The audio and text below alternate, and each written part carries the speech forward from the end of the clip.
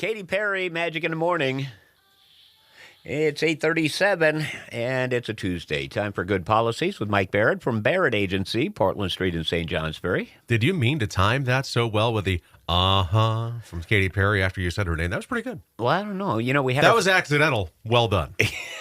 Well, our friend Jen Lane was in yesterday. Yep. She said, "How long you been doing this, Jeff?" I said, a day or two. A day or two, yeah. Might have been planned. Yeah.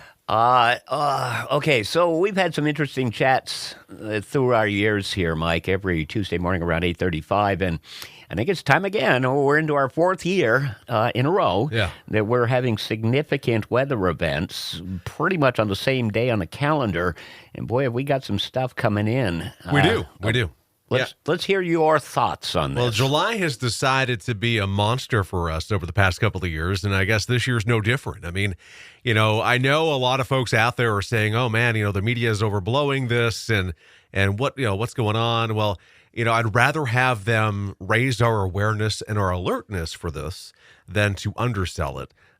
Because people could be caught off guard. I mean, look at last week with those storms that ripped through northern parts of this town and into East Burke and beyond. Even Megan Duncan, when she was updating the weather in the afternoon, she said this is the exact same date as we have been flooded in the last 3 years, but fortunately we didn't get flooded. But you're right, the Burkes got hit hard. They got it. And, I saw webcams from Burke Mountain. I'm like, my God. This is an interesting event that could be coming this afternoon because, especially for insurance. Now, I talked recently, Jeff, when we were talking about tornadoes and whether they're covered or not, and if they are, how are they covered? Of course, they're considered just wind up here in the Northeast Kingdom of Vermont and the North Country of New Hampshire and the states in their entirety for that matter. But, as you talk about these events that are happening, how can that impact insurance companies and their acceptance of writing business today? Truth be told, I've seen nothing yet, but the day is young. And as the weather continues to develop, I would not rule out the possibility that insurance carriers could put a geographic limitation on our area for reducing deductibles, adding coverage, writing new policies. Maybe you have a liability-only car and you're seeing this hail could be coming through this afternoon and you want to get comprehensive. It's entirely possible that they could put limitations on that today. I have not seen it yet, but I will not rule it out because it is a possibility. You impressed me yet again because I was going to talk about the hail. I mean, this recent wind event was mostly trees and property damage. I did see one house have a tree land on it, but it didn't destroy it. Mm-hmm. But you think about this, meteorologist Mark Breen is saying that some of those hailstones could be 2.5 inches. Yeah. And, they'll all land where my golf balls do, out in the woods, hopefully. But, it's one of those things where it's really the unpredictability of it. They are predicting very well, but we don't know where. Or when necessarily. We have an approximate time. So it's a really good time to mitigate your exposure at this point, right? So if you are in an area where you are truly concerned about the wind events, the straight line winds that we could get, regardless of whether we get an EF1 or an EF2 tornado, could be quite impactful on property. I see it more in the way of siding being ripped off, possibly, if it's not put on as solid as it could be, most likely trees coming down. And so I thought what would be a good conversation this morning would be, how are trees handled if they come down? A tree in the woods falling down, not going to be covered by your insurance. A tree on your lawn coming down, not hitting anything, not blocking anything, not going to be covered by insurance. A tree landing on your shed, landing on your house, landing on covered property, you should file a claim. It's highly likely there'll be some coverage to remove that tree.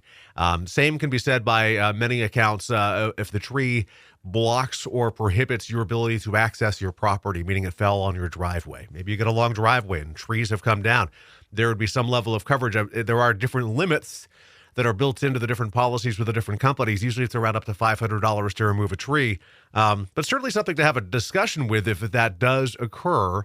A lot of us are kind of do-it-yourselfers. We all have our own chainsaws. We may just be so willing to get it cleared up ourselves. But for those who can't, it's worth a phone call to your insurance carrier. I did see a driveway up here just north of East Burke that had not one, not two, but maybe 3 or 4 trees block their driveway. So it's important to know that there can be some coverage for that. Of course, the next question, whenever there's a loss, how will this adversely impact my insurance? Will it cost me more? Well, I always tell people, based on frequency and severity, certainly you could see some impact on your premium going forward.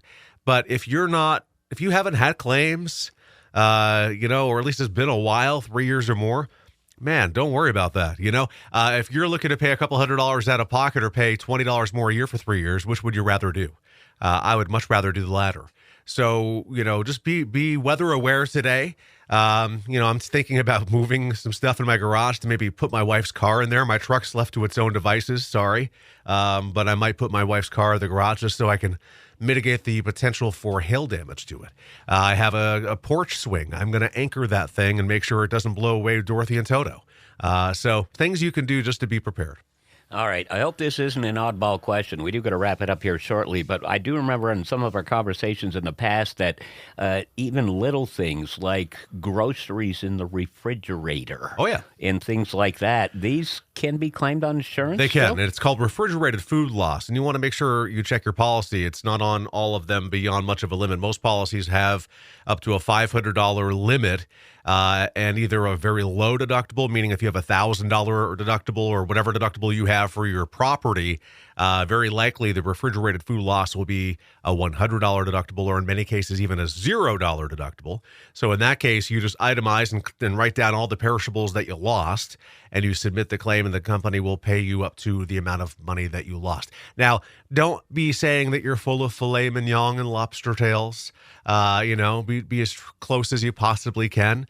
Companies are very good about handling refrigerated food loss, and certainly with the temperatures and the possibility of power outages, that's a great point to bring up, Jeff. So. Well, I thought it was with temperatures in the 90s. So, all right, somebody's going to have questions. Sure. Give us a call before the phone lines go down. Just kidding. 748-5224 is our office line. You can find us right on Portland Street in St. Johnsbury. We're online, thebarrettagency.com. Also on YouTube, Facebook, and Instagram. Just look for Barrett Insurance Agency. And tune in Tuesdays with Magic. Mike, thanks an awful lot. Be safe, okay? You as well. All right. Hometown Minute is coming up shortly. Our music will start off with music from Pink on Magic in the Morning.